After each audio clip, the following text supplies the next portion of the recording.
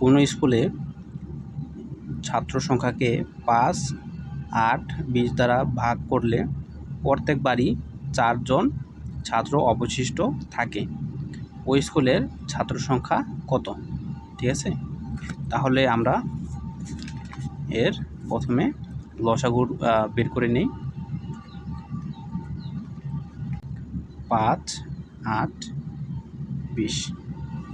যেহেতু 5 দিয়ে 20কে ভাগ করা যায়, তাহলে 5টা বাদ রাখি।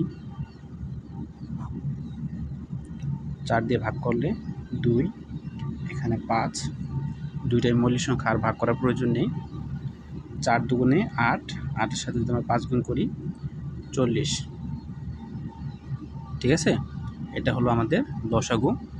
কিন্তু আমাদের লসাগু বের করলে এখানে শেষ নয়, কারণ আমাদের এখানে বলা হয়েছে যে প্রত্যেকবারই 4 জন ছাত্র অবশিষ্ট থাকে।